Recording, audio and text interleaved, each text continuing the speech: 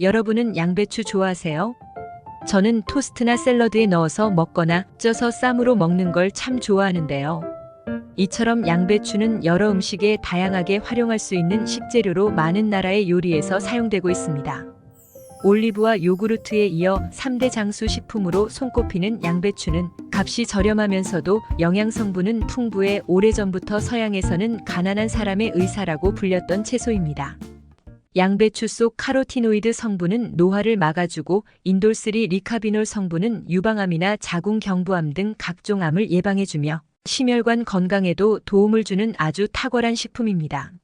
한국인의 사망원인 1위가 암인 것으로 나타났는데 특히 암 중에서도 우리나라 위암 발병률은 세계 1위를 기록한 데다 그 수치가 미국의 10배에 달할 정도로 아주 심각하다고 합니다.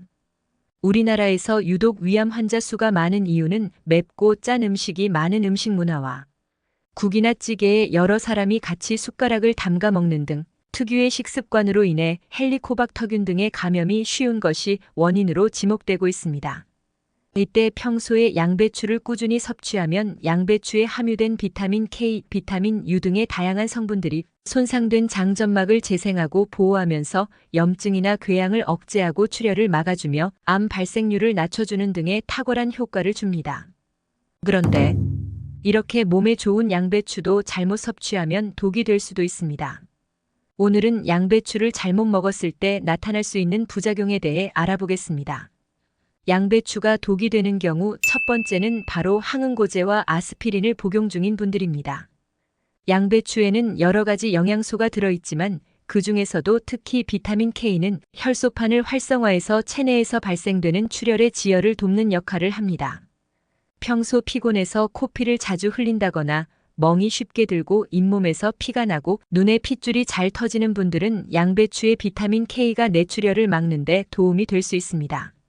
하지만 문제는 와파린 계통의 약이나 아스피린을 드시는 분들에게 부작용을 일으킬 수 있다는 것인데요. 와파린 계통의 약이나 아스피린처럼 혈액의 응고를 억제하는 약들은 혈관 내에 혈전이 생기는 것을 막아 뇌졸중이나 심근경색, 심장 판막 질환, 부정맥 등을 예방하는 약품입니다. 하지만 양배추 속에 함유된 비타민 K는 와파린이나 아스피린 같은 항응고제와 완전히 정반대 역할을 하는데요. 와파린과 아스피린은 혈관을 묽게 만들어주는 반면 양배추의 비타민 K는 오히려 혈액을 응고시키는 역할을 합니다. 따라서 평소에 와파린 계통의 약이나 아스피린을 처방받아 복용 중이시라면 양배추의 비타민 K가 오히려 약의 효능을 크게 떨어뜨릴 수 있으니 지금 먹고 있는 약이 와파린 계통의 약은 아닌지 반드시 확인해 보시기 바랍니다. 양배추가 독이 되는 경우 두 번째는 갑상선이 약하신 분들입니다. 양배추나 브로콜리, 콜리플라워 같은 십자화과 채소에는 글루코시놀레이트라는 성분이 풍부하게 함유되어 있는데요. 글루코시놀레이트는 노화를 촉진하는 활성산소와 암과 관련된 호르몬의 생성을 억제해 발암 물질과 종양의 성장을 막고 항암제 역할까지 하는 든든한 성분입니다. 하지만 문제는 이 성분이 갑상선이 약하신 분들에게는 오히려 독이 된다는 것인데요. 글루코시놀레이트가 우리 몸에서 분해되는 과정 중 고이트로젠이라는 성분이 만들어지는데 이 성분이 갑상선 호르몬을 생성하는데 필요한 요오드 흡수를 방해합니다. 갑상선은 요오드가 부족하면 갑상선 호르몬을 충분히 생성하지 못하고 크기가 비정상적으로 커지면서 갑상선종이 생길 수 있습니다.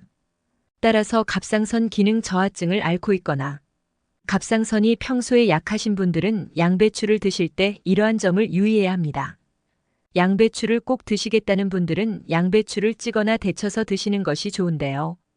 양배추를 찌면 고이트로젠 성분이 3분의 2가량 줄어들고 끓는 물에 30초간 데칠 경우 90%가 없어진다고 합니다. 양배추는 생으로 섭취했을 때 영양성분 손실이 가장 적겠지만 갑상선이 걱정되신다면 양배추에 열을 가해 익혀 드시는 것이 도움이 되겠습니다. 양배추가 독이 되는 경우 세 번째는 대장이 약하신 분들입니다. 양배추에는 식이섬유가 풍부하고 대장에 있는 유산균의 먹이가 되는 프리바이오틱스가 풍부하며 장점막을 보호해주는 효능이 있어 기본적으로 대장에 좋은 음식입니다. 하지만 그만큼 양배추는 장에서 쉽게 발효가 되는 음식이고 쉽게 발효가 되는 만큼 가스가 많이 발생하게 되는데요. 장 기능이 정상인 분들은 이렇게 발생한 가스가 문제가 되지 않겠지만 장이 약하거나 예민한 경우 특히 과민성 대장증 후군처럼 배가 부풀어 오르면서 가스가 차고 복통, 설사를 유발하기도 합니다. 또한 양배추에는 소화 효소에 의해 분해되지 않는 당인 라피노스라는 성분이 상당량 함유되어 있어 섭취 시 소화되지 않은 채로 장을 통과하기 때문에 헛배가 부르거나 속이 더부룩하고 부글부글 끓는 느낌을 받을 수 있습니다. 따라서 양배추를 드시고 난 뒤에 가스가 차거나 트림, 복통, 설사 증상이 잦다면 섭취량을 줄이거나 피하는 것이 좋겠습니다. 많은 분들이 양배추를 섭취할 때 농약에 대해서 걱정하고 계시는데요. 양배추는 심는 시기가 나비나 나방 등의 애벌레들이 활동하는 시기와 겹치기 때문에 농약을 많이 칠 수밖에 없다고 합니다. 그래서 많은 분들이 양배추의 속 안까지 농약이 듬뿍 스며들었다고 생각해 세척할 때 일일이 한 장씩 떼어내 씻는 분들이 계시지만 전문가들은 이렇게까지 씻을 필요는 없다고 합니다. 그 이유는 양배추는 잎이 자랄 때 안쪽부터 바깥으로 자라는 것이 아니라 바깥에서 안쪽으로 겹겹이 자라나는 형태이기 때문에 농약이나 산성비 등이 안쪽으로 스며들기가 어렵습니다. 더군다나 양배추의 겉잎은 매끄러워서 농약이 잘 스며들지 않을 뿐더러 애초에 출하할 때도 겉잎은 떼어내고 유통되다 보니 구입 후 집에서 양배추를 세척할 때는 겉잎만 2-3장 정도 떼어버리고 물에 5분간 담근 뒤 씻어서 먹는 것이 좋습니다. 오늘은 양배추의 올바른 섭취 방법에 대해 알아봤습니다. 정보가 도움되셨다면 주변의 소중한 분들에게 영상을 공유해주세요. 구독과 좋아요도 부탁드릴게요.